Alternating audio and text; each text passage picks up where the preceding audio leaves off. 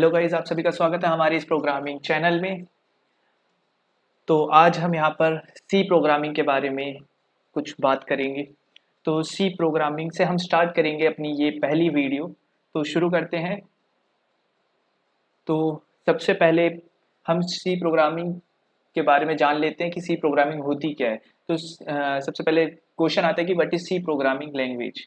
तो C programming एक procedure programming language है जिसको डेनिस रिची ने बनाया था 1972 में। और इसको बनाने का पर्पस क्या था, क्योंकि इससे हम क्या कर सकते थे, ऑपरेटिंग सिस्टम को लिख सकते थे। ये ऑपरेटिंग सिस्टम को लिखने के काम आता है, ठीक है। और अब हम स्टार्टिंग सी से ही क्यों कर रहे हैं, तो मैं इस वीडियो को मैं सी ही क्यों बता रहा हूँ स्टार्टिंग में, सी प्लस प्लस या जावा से क्यों नहीं स्टार्ट किया, तो अब मैं वो बता देता हूँ। क्योंकि सी जो है वो पेरेंट लैंग्वेज है, जिसकी वजह से जिसको देखकर या जिसकी वजह से हमने क्या नई लैंग्वेजेस बनाई और उन्हें ईजियर बनाया सी से, ठीक है। और उसके बाद बात आती है कि अब ये प्रोसीजर प्रोग्रामिंग लैंग्वेज क्या है। जब हम ये कहते हैं कि सी एक प्रोसीजर प्रोग्रामिंग लैंग्वेज है, तो ये प्रोसीजर प्रोग्रामिंग क्या है। ओके, तो प्रोसीजर प्रोग्रामिंग बेस्ड होती है, मतलब इसका जो कंसेप्ट है वो बेस्ड होता है किस पे, कॉलिंग प्रोसीजर पे, कॉल करने पर, कि हम किसी फंक्शन को कॉल करते हैं। प्रोसीजर मतलब यहाँ पर मेन बात है, यहाँ पे प्रोसीजर का मतलब क्या है, फंक्शन। ओके, यहाँ पर हम फंक्शन को कॉल कराते हैं। ओके, एंड अब बात आती है कि सी प्रोग्रामिंग लिखते कैसे हैं हम, सी प्रोग्रामिंग लिखी कैसे जाती है। अगर हम बेसिक सी का कोई एक छोटा सा प्रोग्राम बनाए तो उसे लिखने का क्या तरीका होता है, ओके, क्या सिंटेक्स होता है, तो वो देखते हैं। तो सबसे पहले क्या आता है, सबसे पहले आता है एक हेडर फाइल। ओके, सबसे पहले क्या आती है, एक हेडर फाइल। उसके बाद आता है हमारा मेन फंक्शन। उसके बाद हमारा आता है वेरिएबल डिक्लेरेशन, हम वेरिएबल को क्या करते हैं, डिक्लेयर करते हैं। उसके बाद बॉडी, और फिर लास्ट में, सबसे लास्ट में क्या आता है, रिटर्न। तो हम बारी बारी ये जानते हैं कि सबसे पहले हेडर फाइल क्या होती है। हम सबसे पहले ये जानते हैं कि हेडर फाइल क्या होती है। ओके, तो हेडर फाइल क्या होती है, हेडर फाइल बेसिकली होती है कि इसमें क्या होता है, फंक्शन डिक्लेरेशन होता है और मैक्रो डेफिनेशन होते हैं। ओके, और ये क्या करती है, जो हमने सोर्स, जो हमारी फाइल्स हैं और जो सोर्स फाइल है, तो जो सोर्स फाइल है उनके बीच में क्या करती है, ये शेयर करती है फंक्शन डिक्लेरेशंस को और मैक्रो डेफिनेशंस को, क्या करती है, शेयर करती है। ओके, और हेडर फाइल्स कितने तरीके की होती है, हेडर फाइल्स बहुत तरीके की होती है। अभी मैं आपको दिखाऊंगा हेडर फाइल्स कितनी सारी होती है हमारे सी लैंग्वेज में, या टर्बो सी जो हम ऐप इस्तेमाल करते हैं, एप्लीकेशन इस्तेमाल करते हैं, उसमें कितनी सारी हेडर फाइल्स होती है वो मैं अभी आपको दिखाऊंगा। अभी बेसिक मैंने यहाँ पर 3 ही लिख रखी हैं, जैसे stdio.h जो कि क्या करती है, इनपुट आउटपुट फंक्शन को ऑपरेट करती है। string.h जो स्ट्रिंग को हैंडल करती है। math.h जो मैथ के हमारे फंक्शंस होते हैं, ओके, उसको ये हैंडल करते हैं। अब हमने हेडर फाइल के बाद क्या पढ़ा था, कि हमने क्या करा है, मेन फंक्शन बनाया है। तो अब ये मेन फंक्शन क्या होता है, अब फंक्शन या मेथड, अगर मैं मेथड कह रहा हूँ तो इट मीन्स वो क्या है, फंक्शन ही है। ओके, तो इसमें कंफ्यूज नहीं होना कि मैं कभी मेन मेथड कह रहा हूँ या कभी मैं मेन फंक्शन कह रहा हूँ। तो मेन मेथड और मेन फंक्शन एक ही चीज है। ओके, तो अब मेन फंक्शन क्या होता है, मेन फंक्शन एंट्री पॉइंट होता है जहां से सबसे पहले एग्जीक्यूशन स्टार्ट होता है प्रोग्राम का। सबसे पहले क्या होता है, एग्जीक्यूशन इस पर ही होता है। ओके, और जब ये सी प्रोग्राम पूरा एग्जीक्यूट हो जाता है तो जो एग्जीक्यूशन कंट्रोल जाता है वो किसके पास चला जाता है, मेन फंक्शन के पास चला जाता है। ओके, अब बात आती है, हमने उसके बाद क्या कहा था कि हम क्या करते हैं, वेरिएबल लेते हैं और उसको क्या करते हैं, डिक्लेयर करते हैं। तो अब वेरिएबल क्या है, वेरिएबल एक स्टोरेज एरिया है। ओके, वेरिएबल एक स्टोरेज एरिया का नाम है। हमने एक स्टोरेज एरिया बनाया, उसका एक नाम दिया है वेरिएबल से। ओके, और वेरिएबल हम कुछ भी दे सकते हैं, ए बी सी डी, कुछ भी दे सकते हैं। अब हम वेरिएबल तो दे देते हैं, तो उसका एक स्पेसिफिक टाइप भी देते हैं कि वो किस टाइप का वेरिएबल होगा, कि हम इसमें सिर्फ इंटीजर रखेंगे या कोई फ्लोटिंग रखेंगे, फ्लोटिंग पॉइंट रखेंगे, ओके, या कोई करेक्टर रखेंगे, ठीक है। तो ये सब होता है। तो अब जो हम उसको स्पेसिफिक टाइप देते हैं, कोई डाटा टाइप देते हैं उसे, तो उसका जो डाटा टाइप है उसका कोई साइज होता है और कोई रेंज होती है उसकी वैल्यू की, कि ये कितने से कितने रेंज तक वर्क कर सकता है। ओके, और अब बात आती है कि हम वेरिएबल को डिक्लेयर कैसे करते हैं। तो वेरिएबल को डिक्लेयर करने का एक छोटा सा सिंटेक्स होता है, यहाँ पर जैसे देखिए, मैं उसे अंडरलाइन करके दिखा देता हूँ। ये छोटा सा सिंटैक्स है। सबसे पहले क्या करते हैं, हम डाटा टाइप लिखते हैं। डाटा टाइप जैसे मैंने अभी बताया था कि इंटीजर हो गया, फ्लोटिंग पॉइंट हो गया, या कोई कैरेक्टर टाइप हो गया, तो वो हम क्या करते हैं, डाटा टाइप देते हैं उसे, और उसके आगे क्या करते हैं, वेरिएबल का नाम दे देते हैं, जैसे ए बी सी डी। जैसे नीचे मैंने एक एग्जांपल देकर दिखाया है कि हमने एक डाटा टाइप लिया इंट और एक वेरिएबल ले लिया हमने ए। ओके, तो इससे क्या हो गया कि हमने इसे क्या कर दिया, वेरिएबल को डिक्लेयर कर दिया कि वो कौन सा टाइप का है। अब बात आती है कि अब हम वेरिएबल में वैल्यूज पहले भी डाल सकते हैं, हम यूजर से भी ले सकते हैं। ओके, तो उसको मैं अभी आपको प्रोग्राम के थ्रू दिखाऊंगा कैसे होता है ये सब। अभी बात करते हैं कि वेरिएबल के बाद हमने क्या करा था, बॉडी। तो बॉडी कुछ भी हो सकती है, बॉडी को हम डिक्लेयर, मैं यहाँ एक स्पेसिफिक वे में बता नहीं रहा हूँ, पर बॉडी क्या होती है, बॉडी एक मतलब आप क्या कर रहे हो, प्रिंट कराना चाहते हो, स्कैनअप कराना चाहते हो, या कोई कॉल करा रहे हो, तो वो सब क्या आता है, बॉडी में आता है। ओके, मैंने यहाँ पर एक स्क्रीन नहीं बनाई है उसकी, पर मैंने आपको उसे ओवरव्यू दे दिया कि बॉडी होती क्या है। तो बाकी जो है बॉडी का हम आपको क्या करेंगे, प्रोग्राम के थ्रू समझाएंगे। अब नेक्स्ट आता है कि डाटा टाइप्स जो हमने इसे दिए हैं, तो अब वो डाटा टाइप्स क्या क्या हो सकते हैं। ओके, तो दो टाइप के डाटा टाइप्स होते हैं, एक प्रिमिटिव होता है और एक नॉन प्रिमिटिव होता है। ओके, और नॉन प्रिमिटिव के अंदर भी दो टाइप आते हैं, एक होता है लीनियर, एक नॉन लीनियर। और प्रिमिटिव डाटा टाइप्स को हम क्या कह सकते हैं, प्री डिफाइंड डाटा टाइप्स कह सकते हैं। तो ये प्री डिफाइंड डाटा टाइप्स क्या होते हैं, जो पहले से ही डिफाइंड होते हैं। ओके, जैसे कैरेक्टर टाइप हो गया, तो कैर हम इस्तेमाल करते हैं, तो उसमें क्या होता है, सिर्फ हम कैरेक्टर ले सकते हैं, ए बी सी डी ऐसे कुछ ले सकते हैं। Okay, integer, integer means int. Okay, तो इंट में हम क्या कर सकते हैं, 1 2 3 4 मतलब इंटीजर लेते हैं हम। ओके, फिर उसके बाद आता है फ्लोट, डबल। तो फ्लोट और डबल में हम क्या करते हैं, पॉइंट्स की वैल्यूज लेते हैं, जैसे 1.2 1.339 ऐसे। अब बात आती है नॉन प्रिमिटिव डाटा टाइप्स। तो नॉन प्रिमिटिव डाटा टाइप्स होते हैं array, structure, union, link list, tag, cube. और अगर बात करें कि हम लीनियर और नॉन लीनियर की, ओके, तो लीनियर में क्या क्या आ सकते हैं, जैसे stack, Q, array, structure. Okay, और नॉन लीनियर में ट्री, ग्राफ। अब लीनियर और नॉन लीनियर तो सभी को पता है, लीनियर जो लीनियरली चले, सीधा सीधा चले, और नॉन लीनियर जो ऐसे मतलब कहीं पर डाइवर्ट होता रहे, ऐसे डाइवर्ट हो गया। जैसे मैथ्स में हम ट्री बनाते हैं तो उसके ब्रांचेस निकलते हैं, तो उसे नॉन लीनियर कहते हैं, तो नॉन लीनियर वो हो गया है। ओके, अब बात आती है कि अब जो मेन क्वेश्चंस आते हैं, जैसे आप अगर मान लीजिए अभी 11th 12th में हैं और आपने सी प्लस प्लस ले रखी है, और कुछ कॉलेजेस में होंगे तो उन्होंने भी ले रखी होगी सी प्लस प्लस उनके।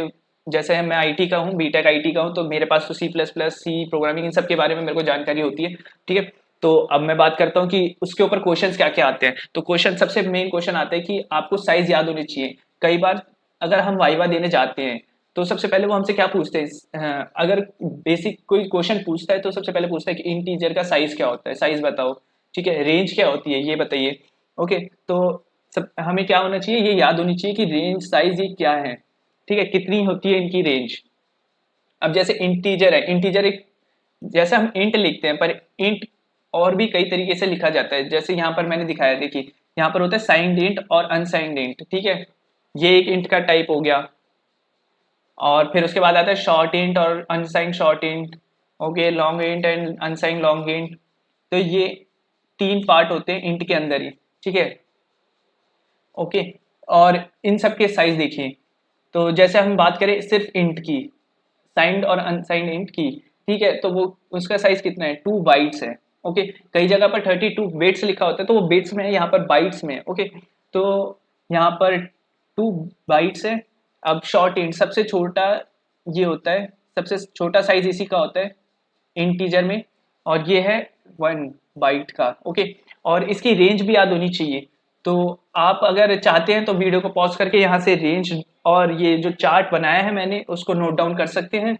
और अगर आप चाहते हैं कि ये पीपीटी आपको चाहिए तो आप मुझसे कांटेक्ट भी कर सकते हैं, मैंने डिस्क्रिप्शन में अपना कांटेक्ट दे रखा है। ओके, नेक्स्ट बात आती है कि ये तो हो गया इंटीजर टाइप। अब अगला आता है फ्लोटिंग पॉइंट टाइप, जिसमें हम क्या करते हैं, पॉइंट्स की वैल्यूज को लेते हैं।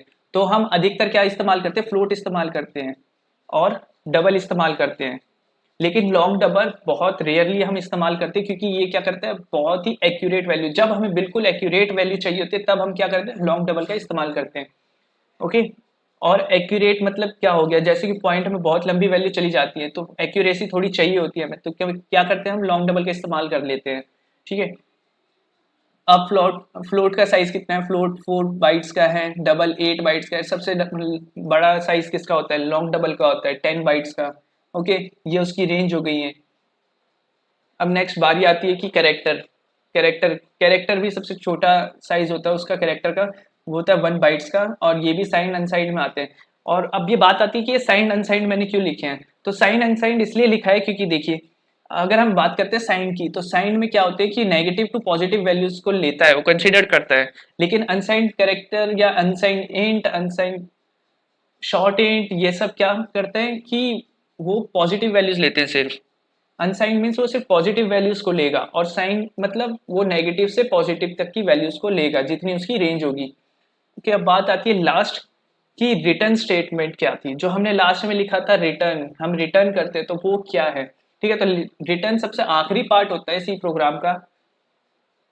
इसमें क्या होता है कि फंक्शन जो है वो वैल्यूज को क्या कराता है, रिटर्न कराता है। अगर आपने एक फंक्शन बनाया है, अब हम बात करते हैं कि हमने एक फंक्शन बनाया है, अब हम क्या चाहते हैं, हम उस फंक्शन को बार बार क्या चाहते हैं कि जितना हमारा मन करे उतनी बार तो चले। मान लीजिए हम 10 बार चाहते तो 10 बार चले।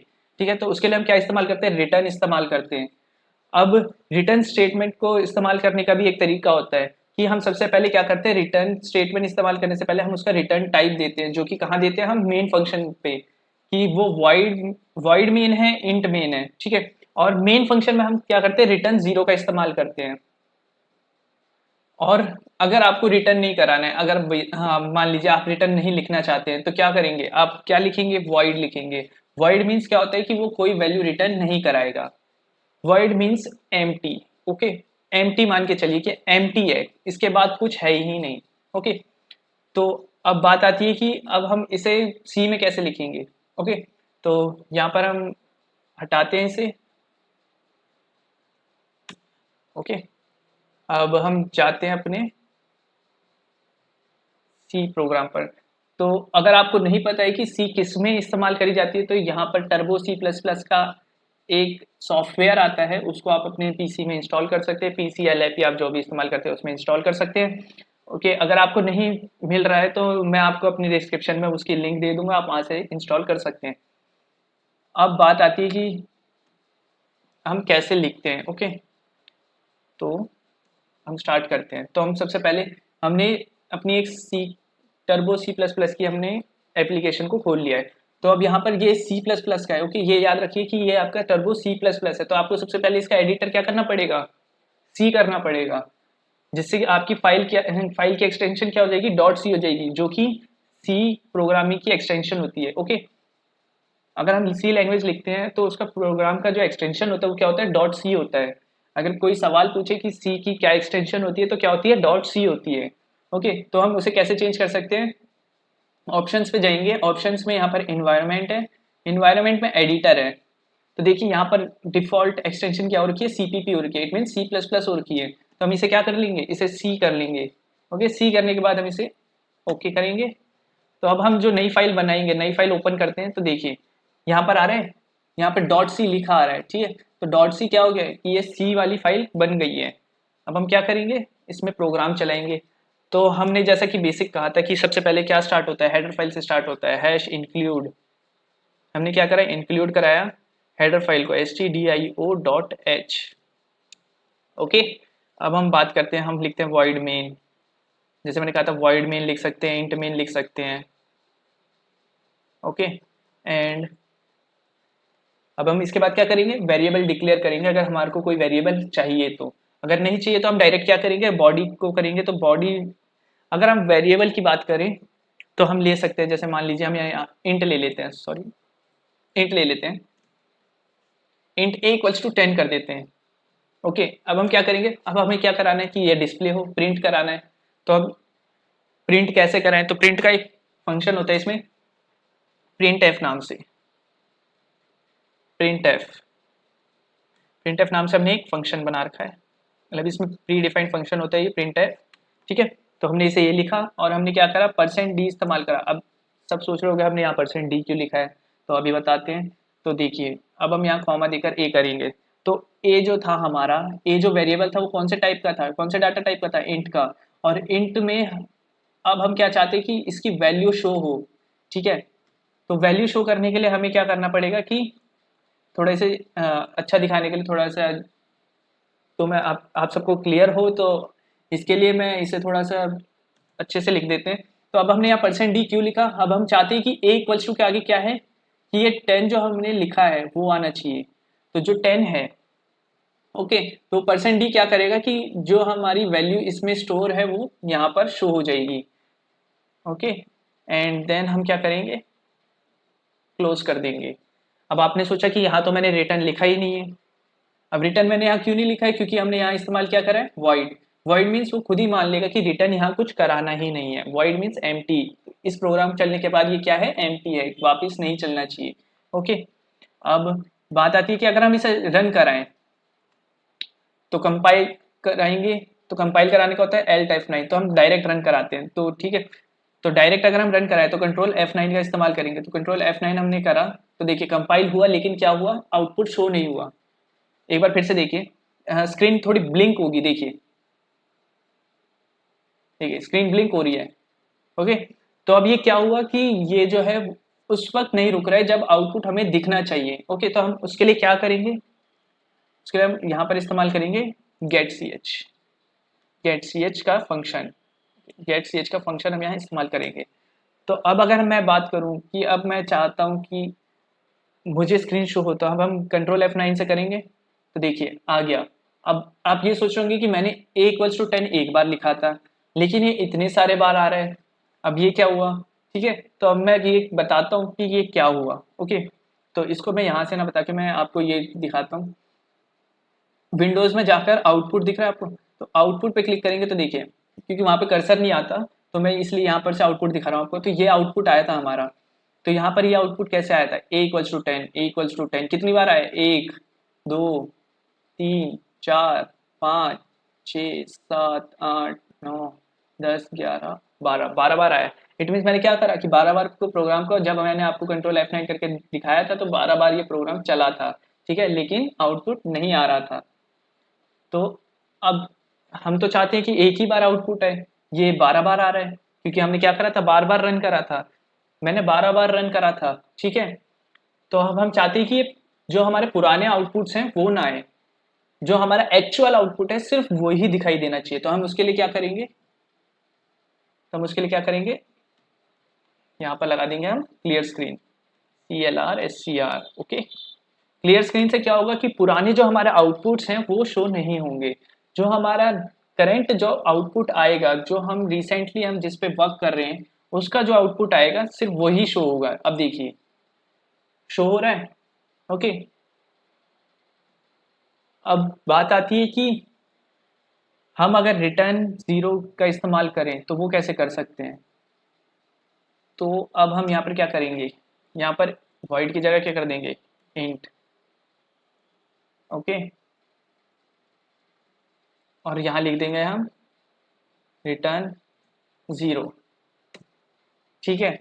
अब देखिए अब प्रॉब्लम क्या आती है, अब आप खुद देखिए प्रॉब्लम क्या आती है कि स्क्रीन नहीं रुकी, क्योंकि वो क्या कर रहा था, क्योंकि उसने यहाँ क्या देखा, अगर हम कहते, मैंने क्या बताया था कि मेन फंक्शन से वो एग्जीक्यूशन स्टार्ट करता है, तो उसने मेन फंक्शन के अंदर एंट्री की, उसने देखा इक्वल्स टू 10 है, ठीक है, क्लियर स्क्रीन है, ठीक है, प्रिंट एफ ये करना है, ठीक है।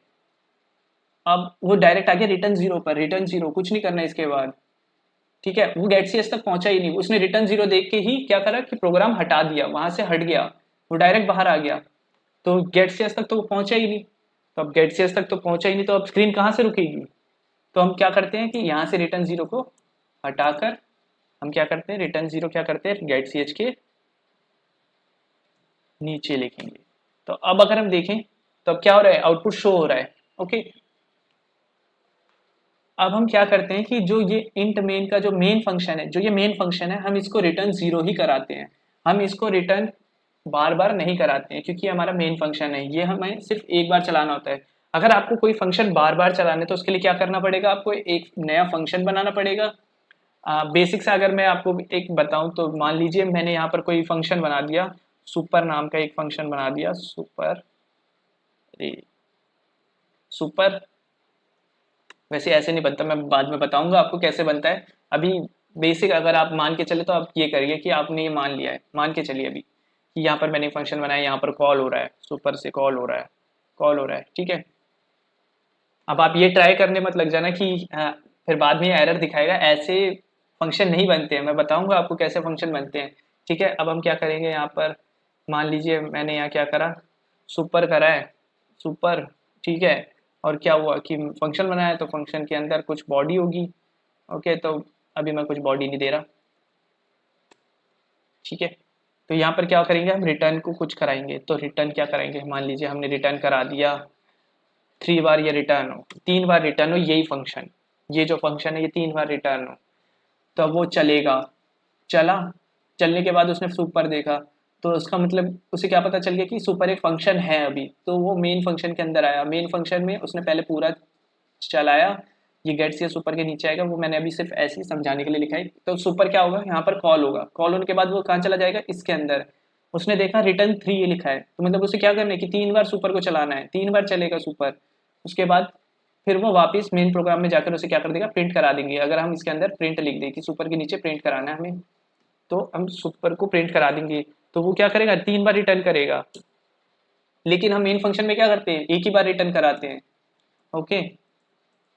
अब ये मत करने लग जाना कि यहाँ पर आप लिखने लग गए कि 3 बार रिटर्न हो, नहीं होगा वो। दिखा देता हूँ आपको, देखिए एक ही बार दिखाएगा वो, ठीक है। वो एक ही बार मेन फंक्शन को चलाता है, तो ये मत करना कि 3 बार चलाए मेन फंक्शन, मेन फंक्शन एक ही बार चलेगा, ओके। अब बात आती है कि हम जो हेडर फाइल इस्तेमाल कर रहे हैं, तो वो किस पर्पस पर इस्तेमाल कर रहे हैं, क्यों हमें हेडर फाइल लिखने की ज़रूरत क्यों पड़ रही है, ठीक है। तो हेडर फाइल के अंदर हमारे कुछ फंक्शन स्टोर होते हैं, ठीक है, जिससे क्या करते हैं हम, जो हम नीचे यहाँ प्रोग्राम में लिख रहे हैं बॉडी के अंदर, वो फंक्शन क्या होते हैं, वहाँ से कॉल होते हैं कि कैसे चलने हैं ये फंक्शन, ओके। तो जैसे stdio मैंने यहाँ हेडर फाइल इस्तेमाल करी है, तो stdio की फुल फॉर्म आपको याद होनी चाहिए, कई बार वाइवा में भी पूछा जाता है। तो मैं आपको यहाँ पर वाइवा की भी तैयारी करवाता रहता हूँ कि ये पूछा जा रहा है। तो stdio अगर आप स्कूल या कॉलेज में वाइवा देने जा रहे हैं, तो अगर आप प्रोग्रामिंग का वाइवा देंगे, तो अगर आपसे कोई बेसिक सा सवाल पूछ रहा है कि stdio की फुल फॉर्म क्या होती है, किस लिए ये इस्तेमाल होता है, तो इसका जवाब क्या होगा कि stdio की फुल फॉर्म होती है स्टैंडर्ड इनपुट आउटपुट, और इसका इस्तेमाल किस लिए होता है, प्रिंटफ, मतलब प्रिंट और यूजर से वैल्यूज लेने के लिए, जो अभी हम बताएंगे कि यूजर से वैल्यू कैसे लेते हैं, ओके। तो अब देखिए यहाँ पर हमने क्या कर दिया है कि stdio को इस्तेमाल करा है। अब आप सोच रहे होगे कि ये क्लियर स्क्रीन और गेट स्केच भी तो फंक्शन है, इसकी हेडर फाइल का है, तो इसकी भी हेडर फाइल होती है। वो मैंने यहाँ लिखी नहीं है क्योंकि वो डायरेक्ट ले लेता है, तो अब मैं लिख के बता रहा हूँ कि सॉरी, क्लियर स्क्रीन और गेट स्केच की क्या होती है हेडर फाइल। तो हमने इंक्लूड कराई conio.h, तो conio.h, अब जैसे stdio की फुल फॉर्म थी वैसी conio की भी होगी। तो conio.h की फुल फॉर्म क्या होगी, कंसोल इनपुट आउटपुट, जो कि क्या कराते हैं, क्लियर स्क्रीन और गेट ch को इस्तेमाल करवाता है, ओके। तो ये आपको पता होनी चाहिए कि किस लिए हेडर फाइल इस्तेमाल होती हैं और कहाँ कहाँ जगह पर हम हेडर फाइल्स को इस्तेमाल करते हैं। अब बात आती है अगर हम ये हेडर फाइल्स नहीं लिखते तो क्या होता। तो अब अगर मैं इन हेडर फाइल्स को हटा दूँ, हटा दिया मैंने, मैं चाहता हूँ रन कराना, लीजिए हो रहा है।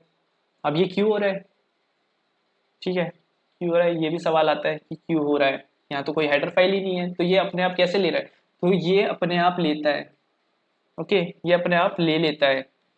अगर हम ये बेसिक बात करें stdio और conio की, तो ये अपने आप ही ले लेता है, अपने आप इंक्लूड करा देता है stdio.h और conio.h को, ठीक है।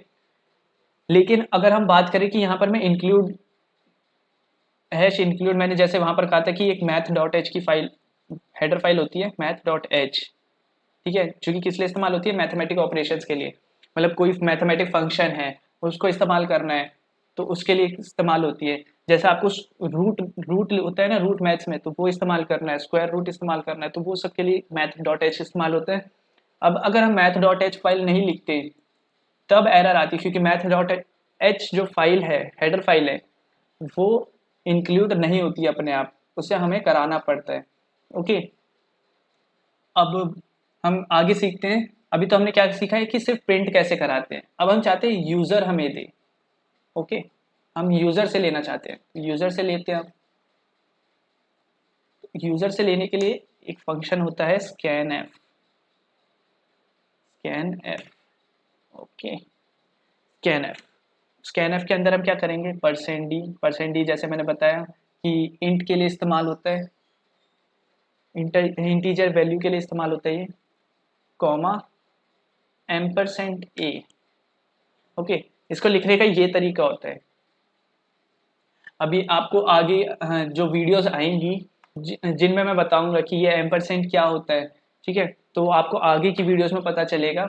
अभी के लिए आपको सिर्फ बेसिक पता होना चाहिए कि आप एक छोटा सा कोई प्रोग्राम बनाना चाहते हैं, जो आप मतलब बेसिक लर्निंग करते हैं, स्टार्ट जो करता है सी को, तो वो कैसे स्टार्ट करे, तो वो मैं अभी बता रहा हूँ आपको। ओके, तो अब हम क्या कर रहे हैं कि स्कैनएफ से हम क्या ले रहे हैं, यूजर से ले रहे हैं, और प्रिंटएफ से क्या कर रहे हैं, हम उसे प्रिंट करा रहे हैं। तो अब अगर हम देखें तो हम रन कराते हैं, तो अब वो यूजर से मांग रहा है। अब मैं दे देता हूँ 36। ओके, अब मैं एंटर जैसे ही करूंगा तो उसने क्या करा कि a=36 प्रिंट करा दिया, जो हमने यूजर से वैल्यू ली थी उसने क्या करा दी, प्रिंट करा दी। ओके, तो ऐसी आप छोटे छोटे से प्रोग्राम बना सकते हैं, जैसे एडिशन का, मल्टीप्लिकेशन का, सब्ट्रैक्शन का, ऐसे छोटे छोटे प्रोग्राम्स आप बना सकते हैं। तो उससे आपको क्या होगा कि बेसिक नॉलेज बढ़ेगी, आपको ये पता चलेगा कि हाँ ये ऐसे वर्क कर रहा है। कि सबसे पहले वो मेन में गया, फिर उसने क्या करा कि इंट देखा कि इंटीजर डाटा टाइप है और ए वेरिएबल है, फिर उसने क्लियर स्क्रीन देखा, तो उसने क्या सोचा कि क्लियर करनी है स्क्रीन, तो उसने क्लियर कर दी स्क्रीन, बैक की जितनी भी पुराने प्रोग्राम्स चले थे वो सब क्लियर हो गए हैं। फिर उसने देखा कि स्कैनएफ कि यूजर से वो क्या मांग रहा है, ए की वैल्यू मांग रहा है कि ए की कोई वैल्यू दीजिए। फिर उसने क्या देखा कि प्रिंट एफ हो रहा है, प्रिंट एफ मतलब प्रिंट कराना है, और क्या प्रिंट कराना है, a=2 में फिर वैल्यू प्रिंट करानी है। फिर उसने देखा कि गेट सी एच, हाँ वैल्यू को रोक के रखना है कि जब आउटपुट आ जाए तो उसे रोके रखना है जब तक कोई की प्रेस ना हो। ओके, और उसके बाद रिटर्न 0 की कुछ रिटर्न नहीं कराना है, यहाँ तक प्रोग्राम चला, उसके बाद कुछ नहीं करना है। ओके, अब आपसे कोई पूछे कि ये फाइल्स जो है वो स्टोर कहाँ हो रही हैं। ओके, अब ये फाइल स्टोर हो रही है कहीं, तो हम क्या करते हैं, पहले फाइल को सेव कर लेते हैं। सेव किस नाम से कर लेते हैं, हम इसका नाम दे देते हैं फर्स्ट नाम दे देते हैं। ओके, फर्स्ट नाम दे दिया अब हमने इसे। अब क्या होगा, ये फाइल स्टोर कहाँ हुई, और हम इसमें चेंज करना चाहते हैं, लेकिन हम टर्बो सी खोलना ही नहीं चाहते, हम चेंज करना चाहते हैं, लेकिन टर्बो सी सिर्फ रन के लिए खोलना चाहते हैं, और चेंज रन हमें कई हफ्ते बाद करना है, हम आराम से रन कराएंगे, कोई जल्दी नहीं है, लेकिन चेंज पहले से ही करके रख लेते हैं। ठीक है, तो उसके लिए हम क्या करेंगे, तो सबसे पहले हम टर्बो सी से बाहर आएंगे, हमने ये फाइल सेव कर लिया फर्स्ट नाम से। ओके, तो यहाँ से हम क्या कर देंगे, एल्ट एक्स से एग्जिट कर देंगे, और हम अपने माई कंप्यूटर पर जाएंगे, और जहाँ पर टर्बो सी की फाइल हमारी स्टोर होगी वहाँ पर जाएंगे। अब देखिए यहाँ पर क्या क्या आ रहा है, turbo C plus plus BGI bin. तो बिन देखते हैं हम, तो बिन के अंदर प्रोजेक्ट आ रहा है, प्रोजेक्ट खाली है। ठीक है, और बिन के अंदर कई ये फाइल्स भी आ रही हैं, कई फाइल्स हैं, दिख रही है आपको, है ना। तो वैसे आपका प्रोजेक्ट नहीं आएगा, अगर आप मेरे साइड से कर रहे हैं तो आपका हाँ यहाँ पे प्रोजेक्ट फोल्डर जरूर आएगा, अगर जो मैंने आपको लिंक दिया उसमें प्रोजेक्ट फोल्डर जरूर आएगा। तो अब हम बात आती कि ये गया कहाँ, कि हमारा जो फर्स्ट प्रोजेक्ट है तो वो यहाँ पर है, बिन के अंदर स्टोर होते हैं हमारे सारे जितने भी हम प्रोग्राम सेव करते हैं। तो कैसे कैसे गए हम अपने, जहाँ पर हमारी टर्बो C3 या टर्बो की फाइल थी उसको हमने ओपन करा, वहाँ पर बिन लिखा आया, बिन को हमने ओपन करा, और यहाँ पर हमारी फाइल आ गई। ओके, जैसा कि आपको दिख रहा है यहाँ पे फाइल आ गई है। तो अब फाइल को हम क्या करना चाहते हैं, चेंज करना चाहते हैं। तो देखिए सेम वही जो हमने प्रोग्राम लिखा था, सेम वही यहीं पर खुल गया है। अब आप सोच रहे होंगे कि ये आपका तो खुल नहीं रहा है, कई बार क्या होता है कि आपकी पीसी में नहीं खुलता है, तो आपको क्या करना होता है कि इसे राइट क्लिक करके, यहाँ पर ओपन विद आ रहा है, ओपन विद में आपको कई सारे ऑप्शन आ रहे होंगे, जैसे मैं प्रीफर करता हूँ कि नोटपैड पे खोलना ज़्यादा अच्छा रहता है, तो मैं नोटपैड पे खोलता हूँ। तो देखिए नोटपैड पे मेरा खुल रहा है, तो नोटपैड पे मैंने ये खोल दिया है। अब हम क्या चाहते हैं कि इसमें यहीं पे चेंज कर दें, तो हमने यहाँ पर देखिए, हम यहाँ पर =10 कर देते हैं, =10 कर देते हैं, और ये स्कैनअप वाली लाइन हटा देते हैं, स्कैनअप वाली लाइन हटा देते हैं। ओके, और Ctrl+S से सेव कर लेते हैं। तो Ctrl+S से सेव होने के बाद क्या होगी, ये फाइल सेव हो गई है।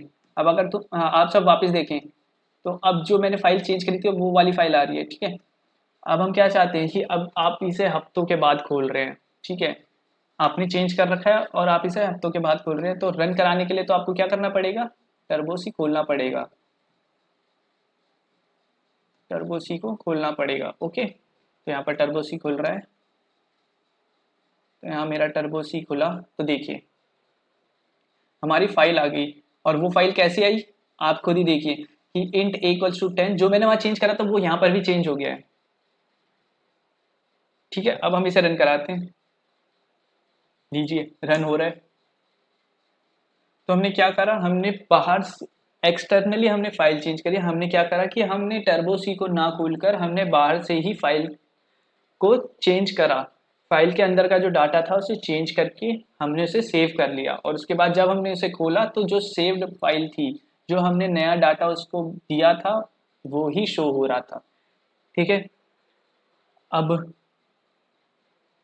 हम बात करते, देखिए जैसे यहाँ पर हमने फोल्डर खोला है, फोल्डर खोलते हैं हम अपना टर्बो सी का। तो जैसे मैंने आपको कहा था कि मैं आपको हेडर फाइल्स दिखाऊंगा कि कितनी होती हैं, तो देखिए इंक्लूड में देखिए, ये देखिए कितनी सारी हेडर फाइल्स हैं, आप देखिए DEFS, नल, एलॉक, एसर्ट, BCD, BIOS, ऐसे करके देखिए कितनी कितनी सारी हेडर फाइल्स होती है हमारे पास। ओके, तो इन्हीं हेडर फाइल्स का मैं जिक्र कर रहा था कि यहाँ पर इतनी हेडर फाइल्स होती हैं, पर हम कुछ ही हेडर फाइल्स का इस्तेमाल कर पाते हैं अपने प्रोग्राम्स में। इसमें C++ दोनों की हेडर फाइल्स हैं। ओके, और इन हेडर फाइल्स को हम इस्तेमाल करते हैं, जैसे यहाँ पर हमने देखिए यहीं पर conio.h है, हमने इस हेडर फाइल का इस्तेमाल करा था। ओके, नीचे stdio.h है, ये हमने इस्तेमाल करा था। स्ट्रिंग क्या इस मैंने बताया था आपको अपनी पीटी में कि ये स्ट्रिंग होती है हेडर फाइल एक। तो ऐसी कई सारी हेडर फाइल्स होती हैं, ओके, जो कि आपको यहाँ पर दिख रही हैं, ये सब हेडर फाइल्स होती हैं। लाइब्रेरी देखिए, लाइब्रेरी में क्या क्या है, ये maths.lib, ये मतलब मैथ्स की लाइब्रेरी हो गई, ग्राफिक्स की लाइब्रेरी हो गई। ओके, तो आज के लिए सिर्फ इतना ही। आज हमने क्या क्या सीख लिया है, आज हमने हमने मेन सीख लिया कि हम कैसे प्रोग्रामिंग कर लेते हैं। हमें हमने बेसिक सीख लिया है कि सी प्रोग्रामिंग को हम कैसे स्टार्ट करते हैं और सी प्रोग्रामिंग होती क्या है। तो जब तक आपको ये पता नहीं होगा सी प्रोग्रामिंग होती क्या है, तब तक आप सी प्रोग्राम करने का आपका कोई फ़ायदा ही नहीं है कि आप सी प्रोग्रामिंग लिखे जा रहे हैं पर आपको पता ही नहीं है सी प्रोग्रामिंग है क्या।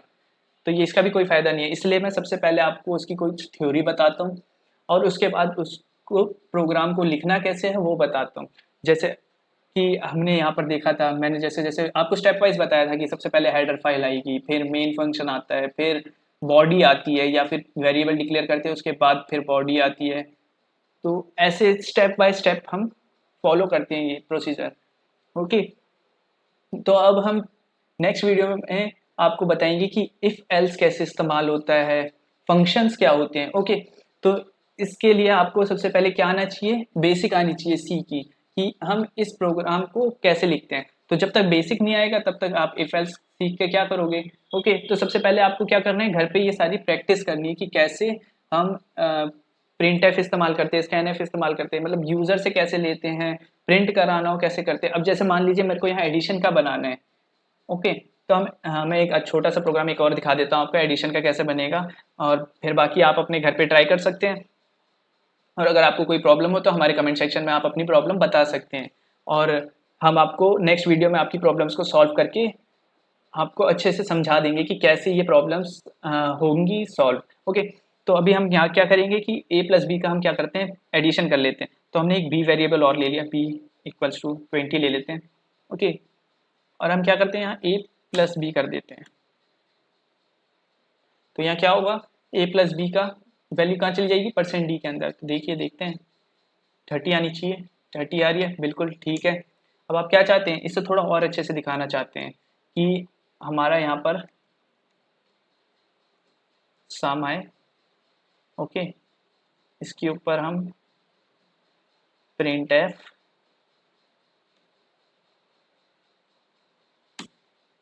हमने यहाँ दिया a equals to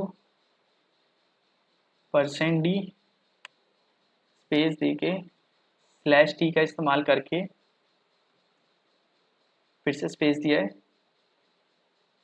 be equals to %d comma A comma B. Okay, अब देखिए अब ये कैसे प्रिंट करता है, मतलब कैसे इसका आउटपुट आता है। तो देखिए a equals to 10, b equals to 20 और सम इक्वल्स टू 30। तो अभी ये 20 के साथ सम क्या हो रहा है, चिपक रखा है। अभी तो हम क्या करते हैं कि चिपके ना, इसलिए हम क्या करते हैं स्लैश एन इस्तेमाल कर लेते हैं, स्लैश एन। ओके, अब देखिए अब क्या हुआ, a equals to 10, b equals to 20, sum equals to 30। तो ये थोड़ा अच्छा लग रहा है देखने में। ठीक है, अब आप सोच रहे होंगे कि परसेंट टी क्या है, परसेंट कह रहा हूँ, स्लैश टी क्या है, स्लैश एन क्या है। तो आप देखिए स्लैश टी से क्या हुआ, ठीक है, आप खुद देखिए। अगर मैं यहाँ स्पेस नहीं देता, ओके, डायरेक्ट रन कर रहा था, देखिए ए और बी के बीच में क्या आ रहा है, काफ़ी स्पेस आ रहा है। तो ये स्पेस किसकी वजह से आया है, स्लैश टी की वजह से आया है। स्लैश टी क्या करता है, टैब स्पेस का इस्तेमाल करते हैं, हम टैब करते हैं, टैब। जैसे मैं यहाँ टैब दबाऊँ तो ये कर्सर कहाँ चला जाएगा, इतनी दूरी पर चला जाएगा टैब दबाने से। तो यही स्लैश टी का पर्पज़ होता है। स्लैश टी भी क्या करता है, यही करता है।